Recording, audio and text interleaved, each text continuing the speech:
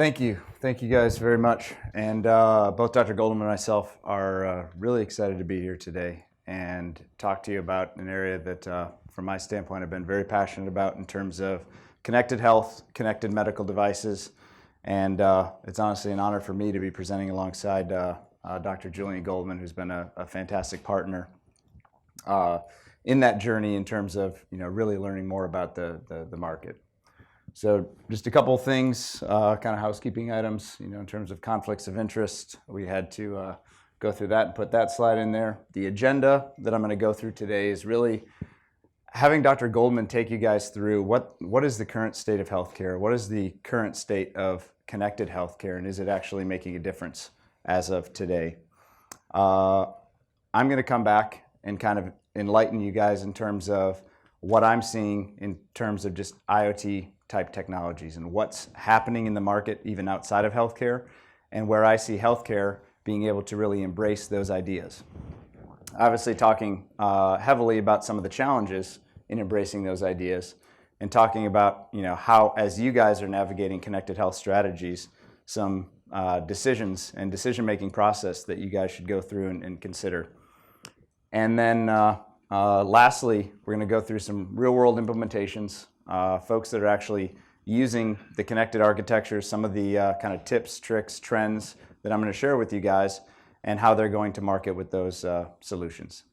And then if all goes well, we should leave somewhere in the order of 10 minutes for Q&A. So the things that I hope you guys all take away from this conversation, one is just being able to explain the benefits to the healthcare industry in terms of plug-and-play interoperability. Why is plug-and-play so important? Lots of conversation around interoperability, not just this year, but many years at HIMSS. And the plug-and-play aspect at the device level is actually hugely important. We hope to educate you on that. Have you guys be able to really analyze, compare, and contrast some of the vast amount of connectivity decisions that you're going to need to make, down to the hardware level, all the way up to the software stacks involved there. And then lastly, just identify the best system level architecture. As you guys are all designing systems, looking at systems, how do you actually architect those systems to ensure success in the market? So with that, I will turn it over to Dr. Goldman to give you guys a little bit of a view from a clinician's perspective on what's going on in healthcare today. Thank you, David. Good afternoon, everyone. Thank you. There you go. Okay, so you're asleep, you're asleep, you're asleep. I'm the anesthesiologist. Watch out.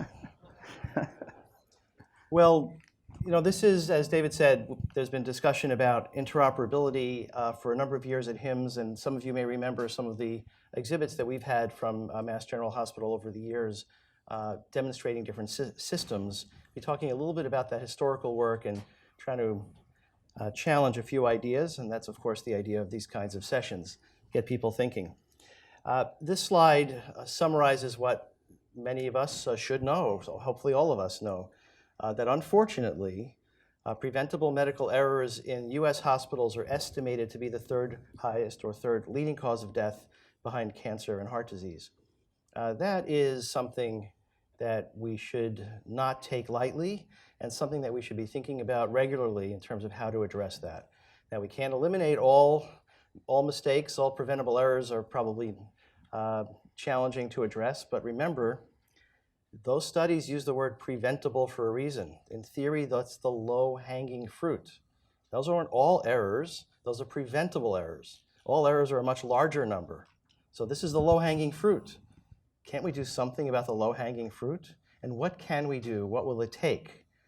Well, it'll take many different things, but I think the part that we plan to address today is that part that could be addressed through a better technology ecosystem that could empower clinicians and researchers and manufacturers to deliver and develop technologies that could greatly reduce that number. And that needs to be our goal. Well, this is a photo from an OR a few years ago.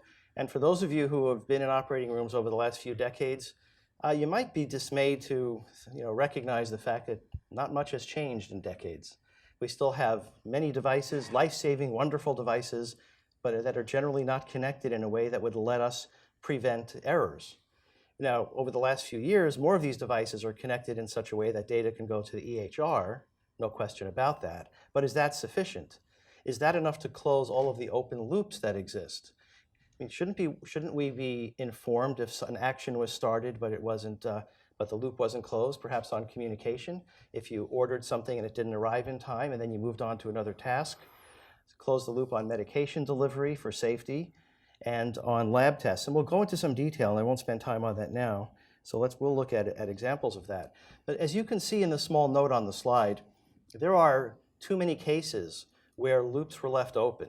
And one example is the cases where an anesthesiologist turns off the ventilator for a few supposedly for a few seconds, perhaps for an X-ray procedure, or it's turned off during a cardiopulmonary bypass period during heart surgery, and then the team forgets to turn it back on. Believe it or not, that happens, and people have died. Patients have died from that. There are reports in the literature. In fact, I've asked clinicians around the world in many sessions, I've been searching to find the clinician, surgeon, anesthesiologist, or others that work in a cardiac OR. I'm still looking for the one who could say they never saw this error happen. So obviously it shouldn't be that hard to detect that someone forgot to turn a ventilator back on after the patient has come off of the bypass machine. But it's all about the technology ecosystem not allowing us to develop basic apps and alarms that require data from multiple devices and some contextual information. Well, we have a lot more devices, and we also have much more complexity.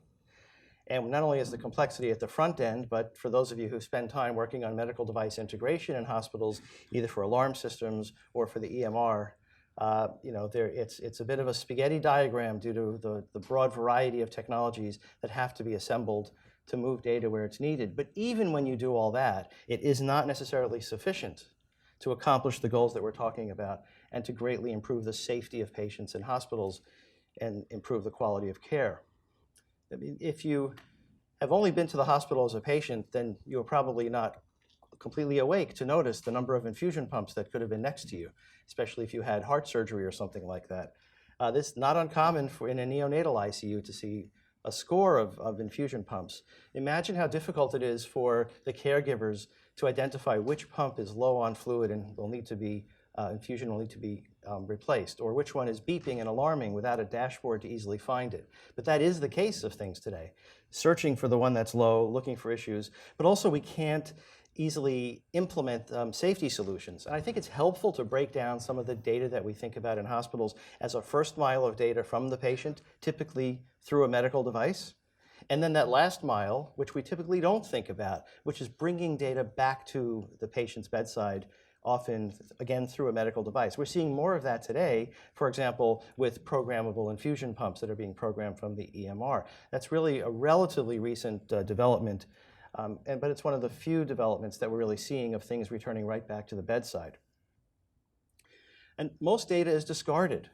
Unfortunately, by the way, we'll pause. I think this time has frozen on that clock, which could be a bit misleading. Just the countdown timer isn't working. So we're going to be here a long time, is what I'm saying. Okay. So I'm going to start again from the beginning. Good afternoon. Oh, David, you have to come back up here. Right.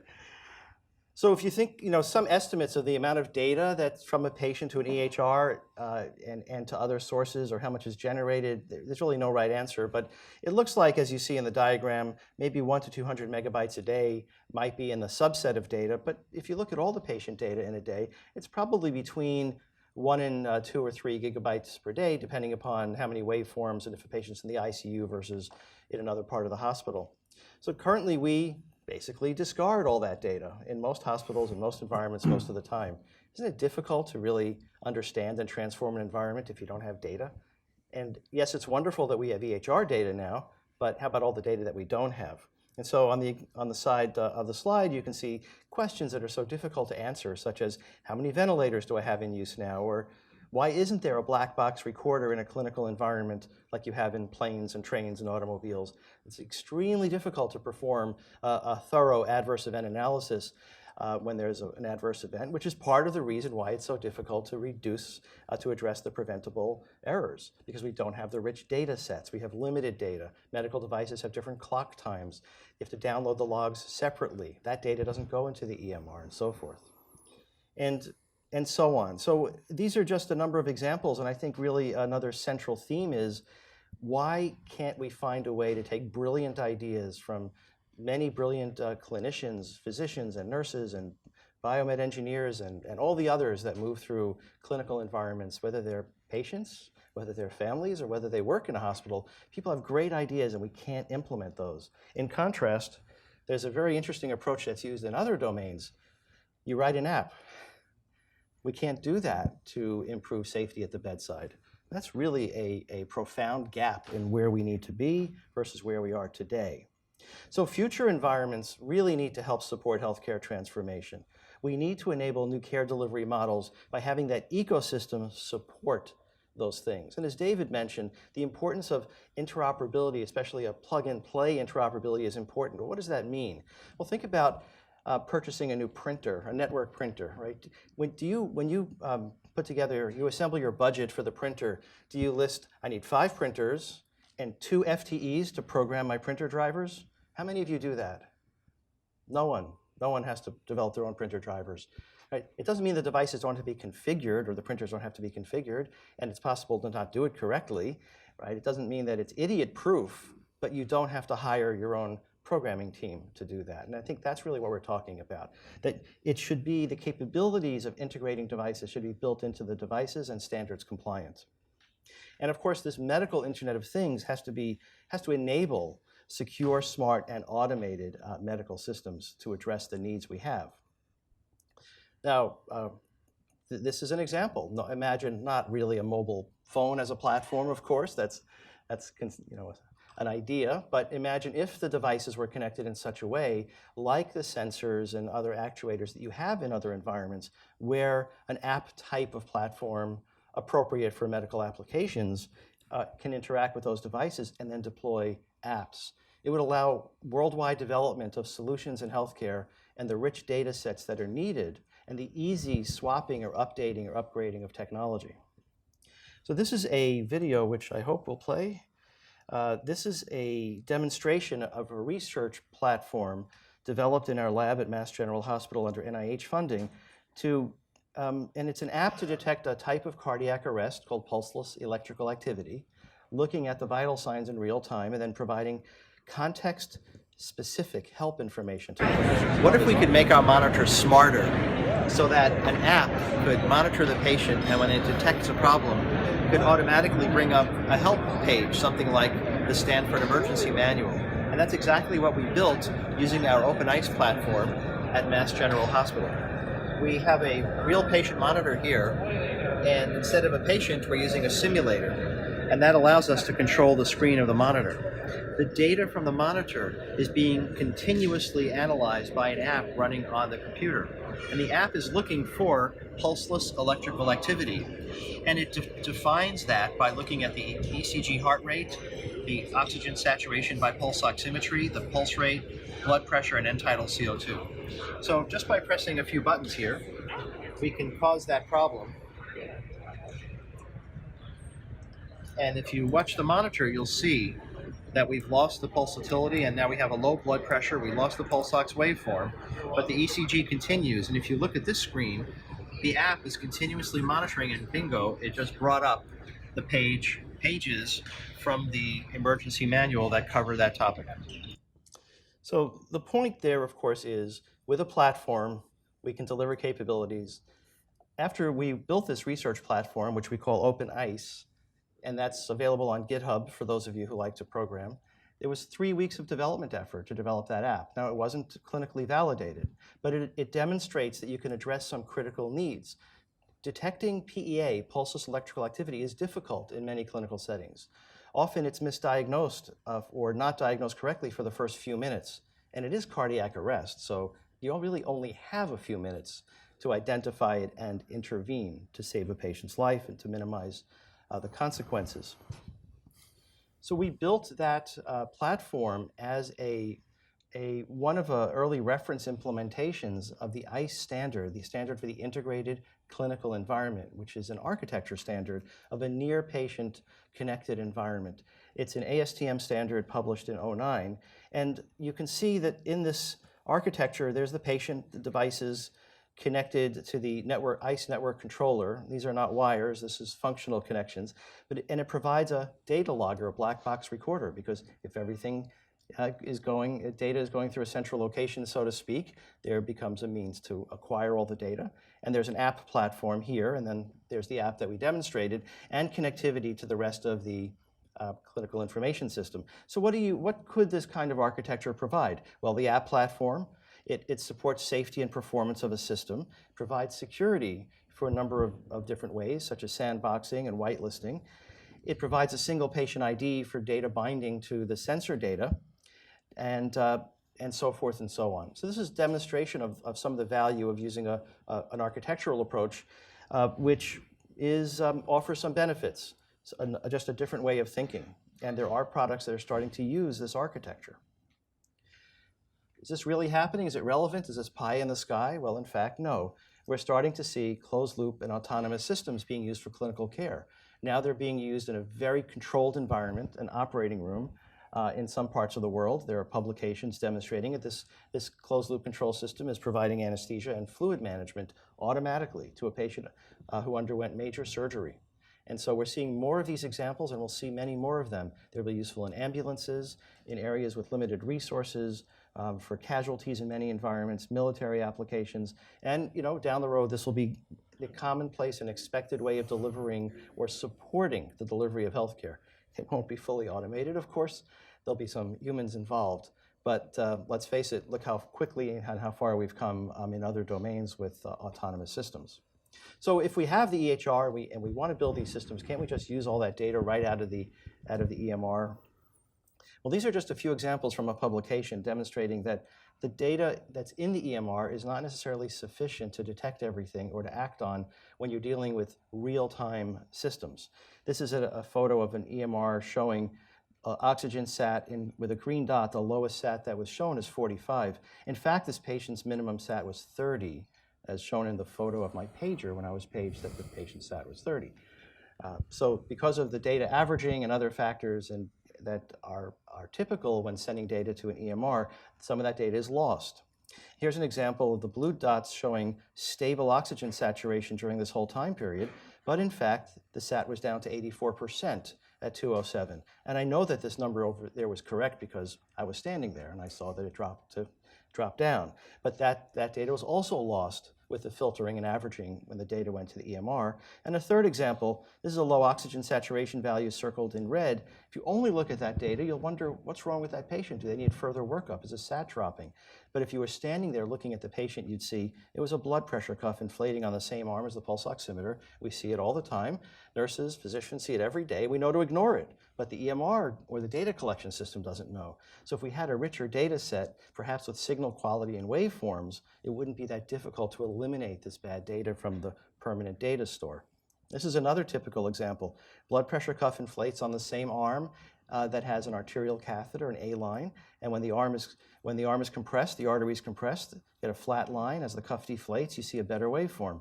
So, of course, during that period of time, there's an artifact of low blood pressure. It's spurious data. Does that data go into the EMR? Why not? It certainly could, and it will. And then you'll just have funny numbers. So that's what goes into your big data analysis. That's what feeds your machine learning engine. You have to wonder about the old adage of garbage in, garbage out. So were these really the good old days? Back when I trained and practiced anesthesia this was in the 1800s. And we'd write on our scrubs and then transcribe the data or write into the chart. Were those the good old days? Well, in some ways they were. Actually, the data that we wrote down was often correct. But frankly, that was pretty inadequate because we know that we need to really enable medical device ecosystem to instantiate knowledge. We need a better way to have great ideas implemented at the bedside. That's really where we need to go. It's not about the interoperability. It's not about the connector. And it's not about the standards. That's just the road to get us where we need to be. Where we need to be is to take superb clinical practice, enable superb clinical practice worldwide, and then deliver it at the bedside into a technology ecosystem that's been designed from the ground up to support it. So with that, here's one way to get there, and David's going to speak about that. Thank you, Dr. Goldman. So that brings me to the question for you guys is, what is the Internet of Things? What exactly does that mean? And can it solve some of the challenges that Dr. Goldman just mentioned that we have within our healthcare system? So I guess show of hands. Anybody want to try to explain the Internet of Things to me? C1.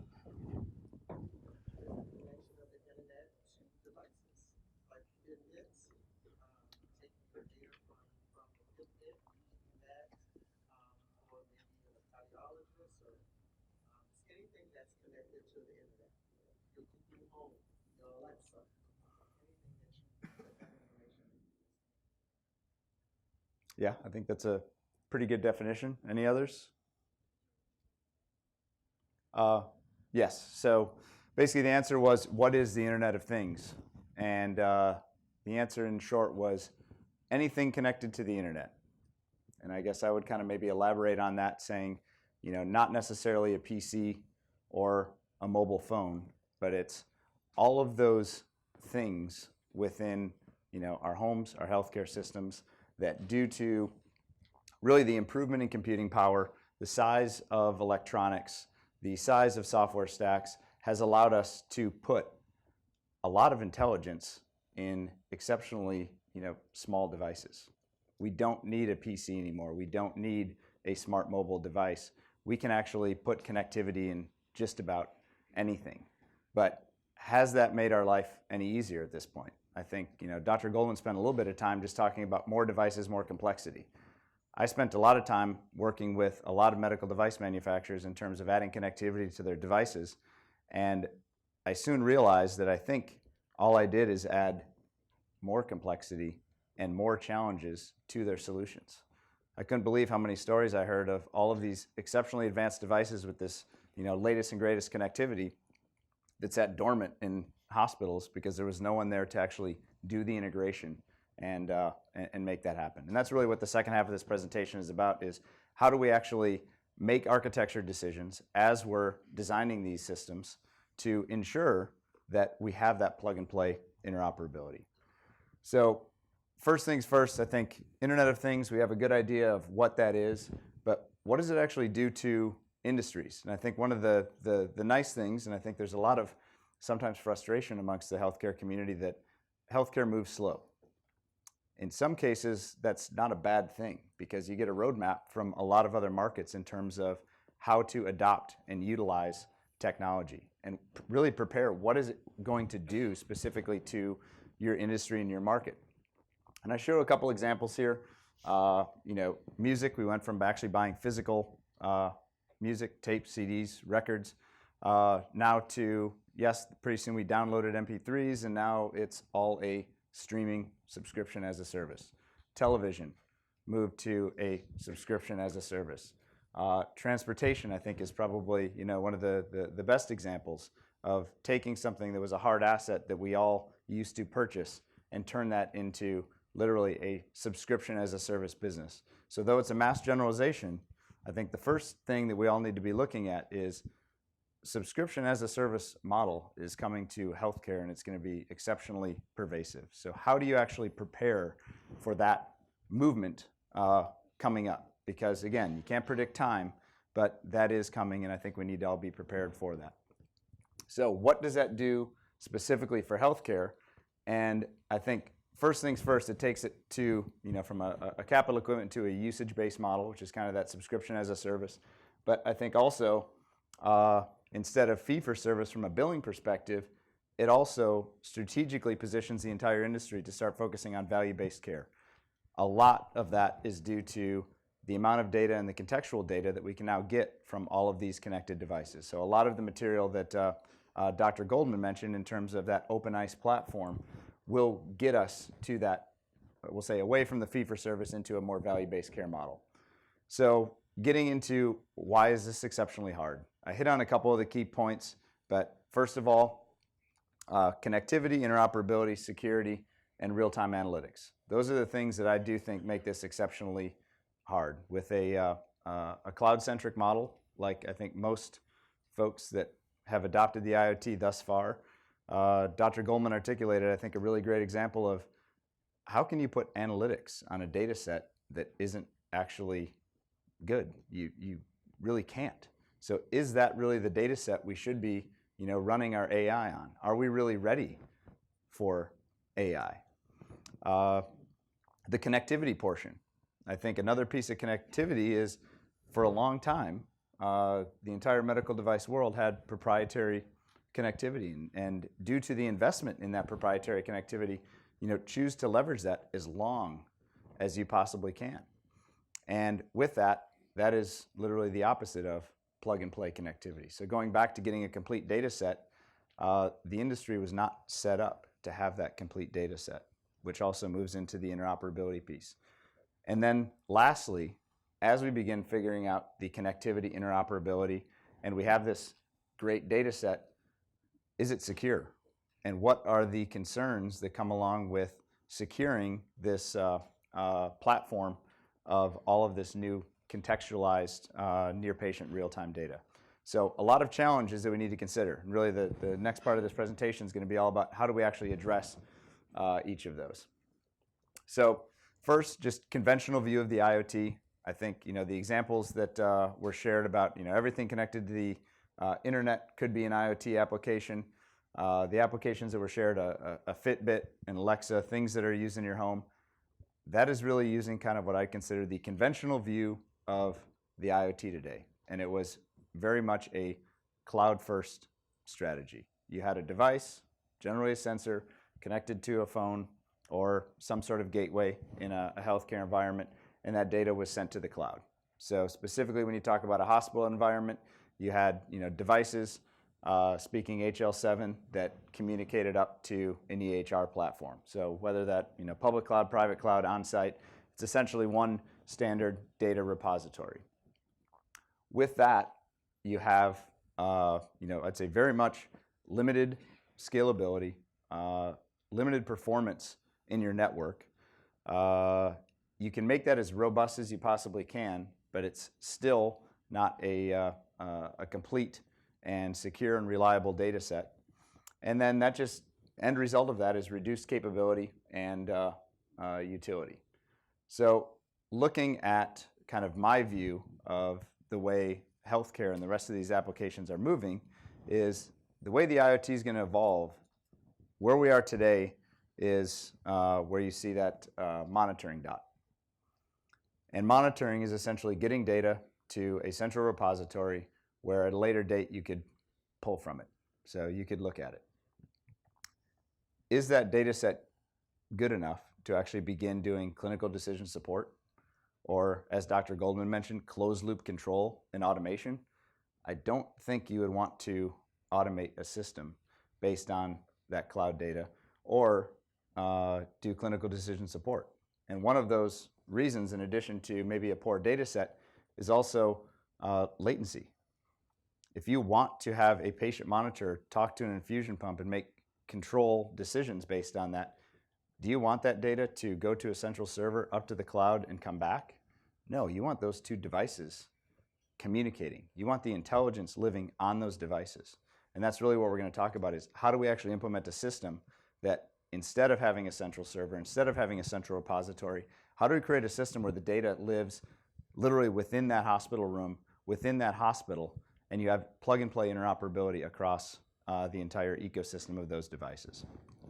So to show you that I'm not completely crazy with this idea of bringing the intelligence closer to the patient is the simple fact that we've seen this before. And those of you guys who are in technology, this isn't a new slide by any means, but over time, we've gone through different shifts in computing, from centralized computing to personalized computing, which is essentially the same as cloud, to edge. And a lot of that just comes with really a revolution in terms of computing performance. The mainframe came out when all of a sudden we initially had the ability to analyze a whole lot of data in, I guess what today would be considered a long period of time, but I think at the time it was considered a short period of time. And then due to really improvements in computing power, performance, and size, we're really able to distribute that intelligence across a personal computer for everybody. And then I think the last 10 years has kind of been this move to how do we do significant high performance analysis in the cloud.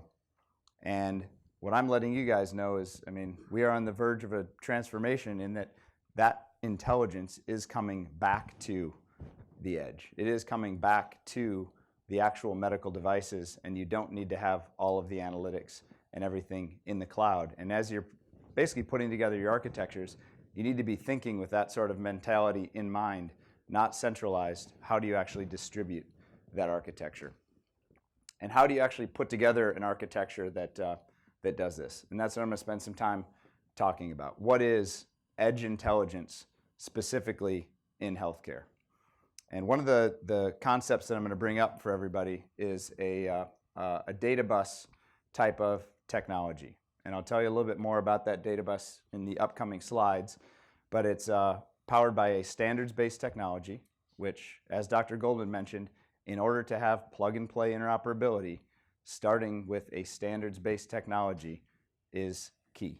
Having a bunch of proprietary technologies cannot give you the plug-and-play interoperability that the industry needs to be successful to get a completely contextualized near-patient set of data. So this data bus technology essentially can scale throughout a hospital network, but you essentially have a data bus, which means every device connected to this software bus has the ability to share information and share data with other devices in that network. And I'll talk a little bit more specifically about that. But it's definitely a technology that scales very well and provides the data really that any of these devices need when they need it. So what exactly does that look like broken down? It's essentially a medical interoperability platform or a healthcare IoT platform. And that's what we're going to continue discussing as we move forward in this presentation. So a medical interoperability platform starts with the foundation of a standards-based technology, which I propose is a DDS technology, data distribution service, which is the bus that provides the syntactic interoperability across this medical interoperability platform. And then when paired with a data model is an exceptionally successful way to create plug-and-play interoperability between all of your applications in a system, all of the internal systems, the external systems, and then the point-of-care devices.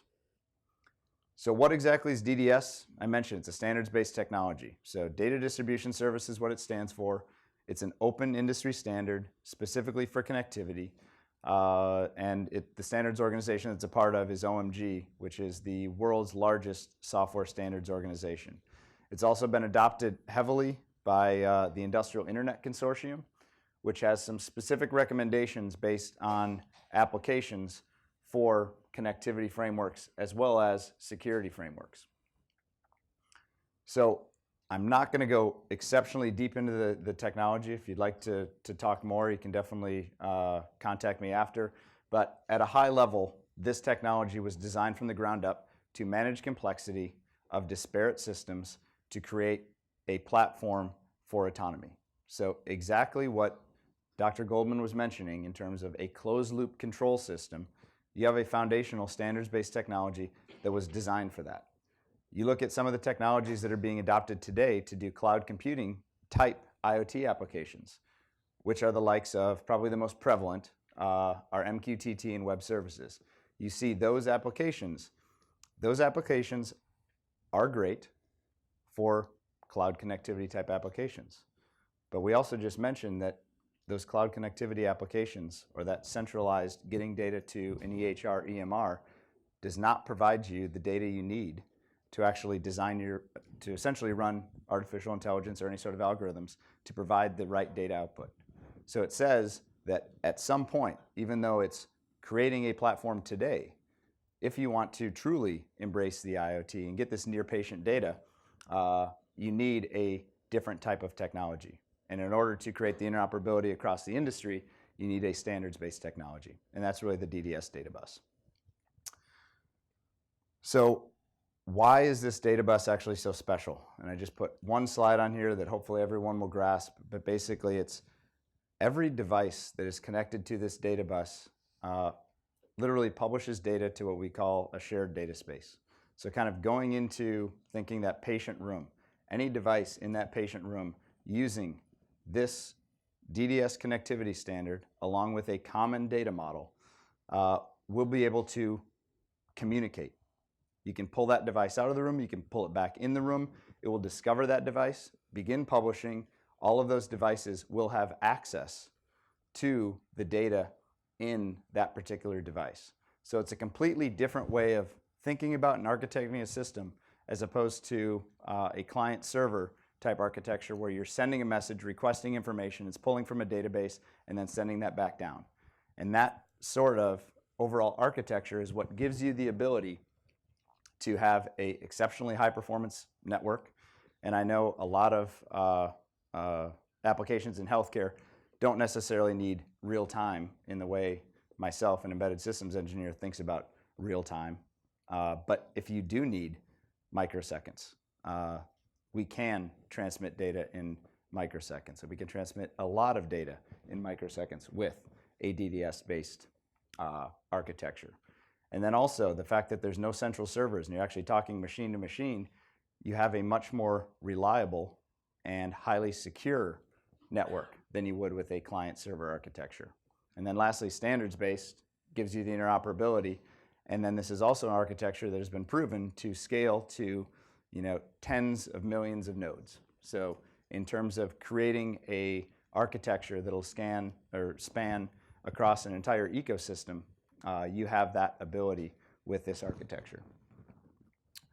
And then lastly, I want to just talk a little bit more briefly in terms of the challenges. Yes, we put this architecture together, but security is a huge concern. And how do we actually address that? And how does this technology actually address that? And one, it addresses it by securing data actually at the data type level. So if you think of most security protocols, I think what you see in some of the FDA guidance, it essentially says secure the pipe for the data that's being transmitted. And when you secure the pipe, you're essentially putting the same security requirements on everything that's flowing through that pipe. In this case, you can actually secure the data down to a data type level. So if someone were actually able to hack and break into that pipe and get access to the data, you could have certain pieces of data that's encrypted, like patient data, that could not be accessed. So it gives you essentially an additional level of security in addition to all the other options that, all the other features that come along with a DDS-based architecture. And then lastly, it may be a new technology for this room, but I also want to let you guys know, I know in healthcare that having a brand new technology not supported widely in the industry is definitely something that could be scary. And I want to let you guys know that that's not the case. I think the great news is this is a technology that has been used in many other industries. One of them, or two of them, probably the most prevalent, and I know I consider healthcare and some of the applications we talked about very mission critical. And the applications that this is being used in today heavily is aerospace and defense. So air traffic control systems, as you can imagine, a very large, scalable system. And any autonomous system within military applications. So unmanned drones, Navy warships, things like that where truly failure is not an option. And that is exactly the way I see healthcare and the use cases that we talk about. You need secure, you need reliable, you need interoperable, and failure can't be an option. And then the other application, which I do see healthcare generally in the world of technology kind of falling on the heels of, is automotive. This technology is being widely used in the autonomous vehicle space today. So thinking about a patient room and an autonomous vehicle, the amount of sensor data that's coming in that all needs to have a interoperable group of sensors. the similarities are actually pretty striking. And the fact that this is getting significant uptake in that market, I think should let everybody feel comfortable that this is the right technology for what we're trying to do in healthcare. So what exactly does this look like? I'm not going to spend a bunch of time on this. It gets into some technical detail, but I wanted you guys to have specifically this slide in terms of what are all the pieces that are in this interoperability architecture? What are all the pieces that are in this data bus? And it really gives you the quality of service is probably the one that is one of the most important. The security, the governance, the quality of service, and that standards-based architecture that allows you to really build applications on top of. You don't necessarily need to focus on the connectivity. The connectivity is done for you, as I mentioned on the previous slide, provided either through open source vendors or a number of commercial vendors out there.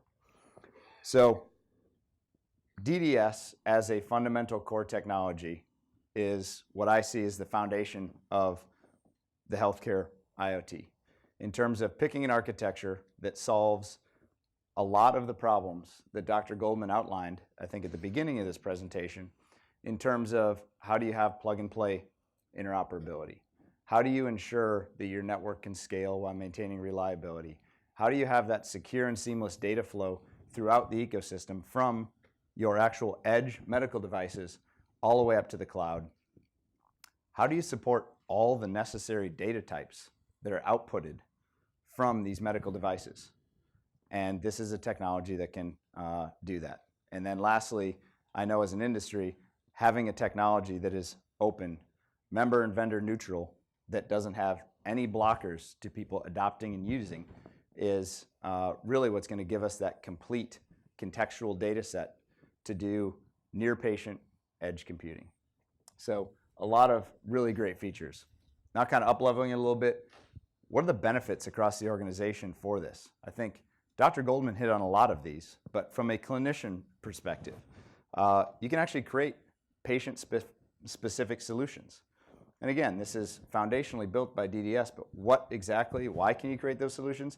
Because you have the data. You have the data you need. And that's really what all of these benefits are about, is getting the data you need to the right people allows them to make better decisions. So patient-specific solutions, real-time clinical decision support is now actually an option, which with a cloud-based system, I can say it was not.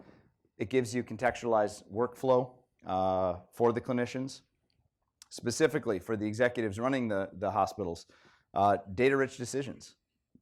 One of the things that I've kind of been amazed as I have conversations with provider executives is they don't necessarily have the same sort of dashboards that I have to run my business. It's a completely different outlook. There's a lot of missing data, bed utilization rates, things like that.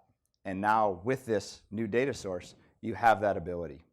Improved quality metrics in general, and then you also have the ability to really kind of lead the transformation of the entire industry to this, we'll say, near patient edge computing type architecture, moving away from the cloud first into taking that data and intelligence and moving it closer to the patient.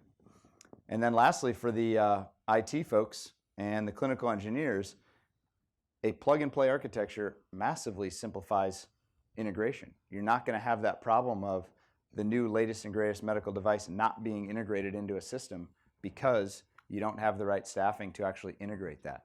Things will just work.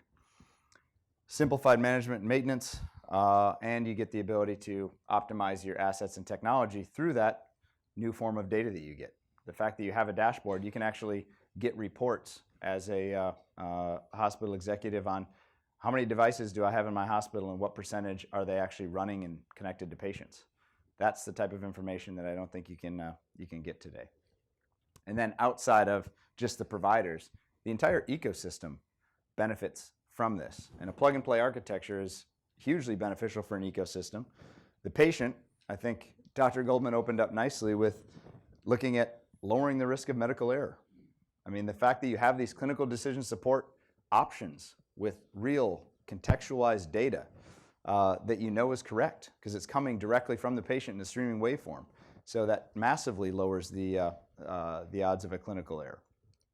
Just improved clinical experience in general for the patients, and eventually that's going to translate into lower cost across the industry.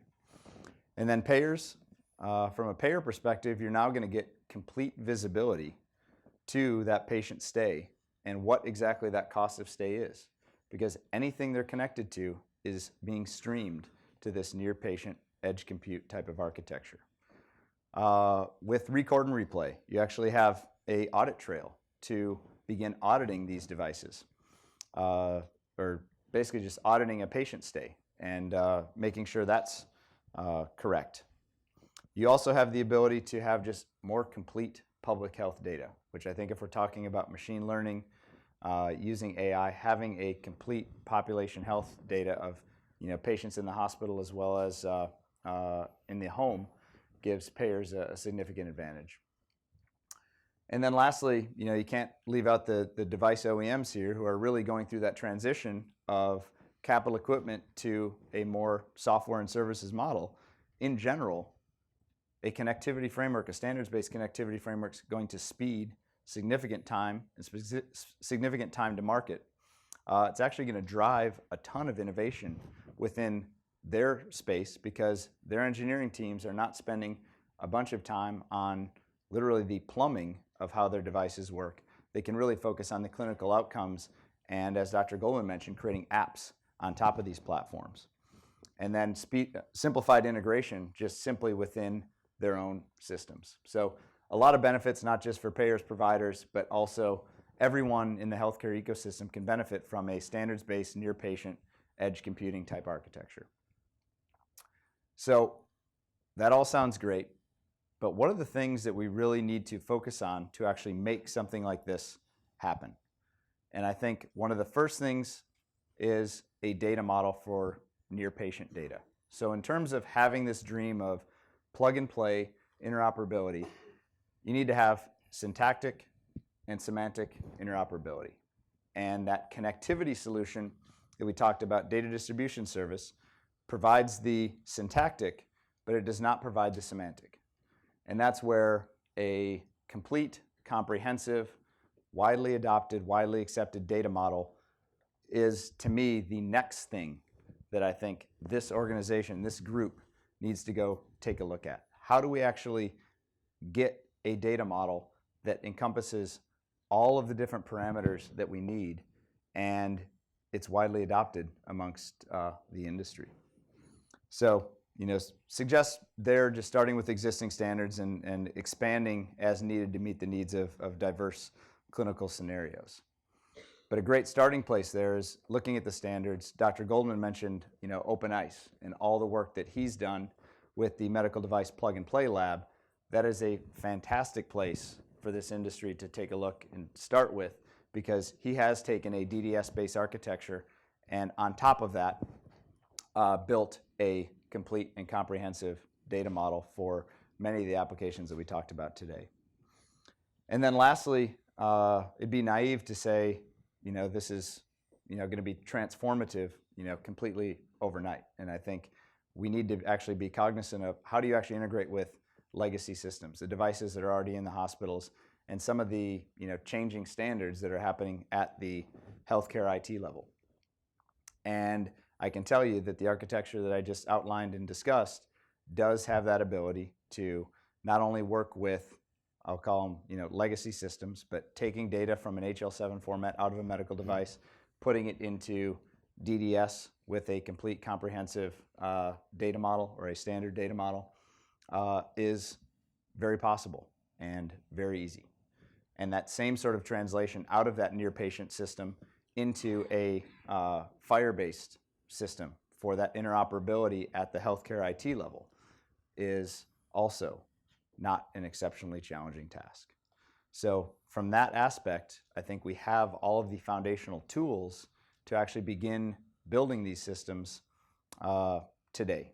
And I say that we have a foundational element in terms of a data model, and we also have a standards-based technology. So with that, the next couple slides, I'm just going to talk about some applications in this space, and I'll actually turn it back over to Dr. Goldman and talk a little bit about the work he's done at the MDP&P lab. Thank you. So in the last few minutes, just a quick overview of some of the work in the past, and this is information that's available for anyone to tap into. Most of our work products are available on the web, on our website, or through publications. We have a research lab and as David said, we started working on medical device interoperability in 2004, before it was cool. That's the work we've been doing, and also working on medical device cybersecurity in addition to that. So most of our work is federally sponsored and delivered to the public for the public good. And these are some pictures of that. Oh, I see now we have our slides are a little out of order. So I'm going to have to go ahead and I'm not sure what happened. Let me see. Well, I think we'll get to some of these punchlines and then to reduce the handoffs. The first message is, I think we talked about it, we've got to find a way to have the kind of impact in healthcare that we know is needed. And we have to focus on the end result, which is improving the quality and safety of the patient experience. We all here need to align on a common mission to shape medical technology into a system and not into these little bits and pieces that don't really work together to accomplish the vision. I'm sure that almost everyone or everyone in this room has had good ideas for how to improve patient care, and you just can't implement the good ideas because the technology doesn't support it. As David, I think, has been emphasizing, that core technology is not the problem. The technology is there, but we have to start to make it happen. Here's a slide for some next actions. You can see the RTI booth that David was talking about. The IIC information is available on the web, on the IIC website. And also, feel free, and I welcome you to reach out if you're sitting here and you have great ideas for solutions for things that are needed as a patient in the hospital, or you've been with a family member, or you work in an environment or as a manufacturer. We need to start collecting those good ideas into a repository of great ideas. And also, we have to ensure that with the full level of interoperability and connectivity, just as we've learned in the Internet of Things in general, certainly in healthcare, we have to ensure that there's adequate security.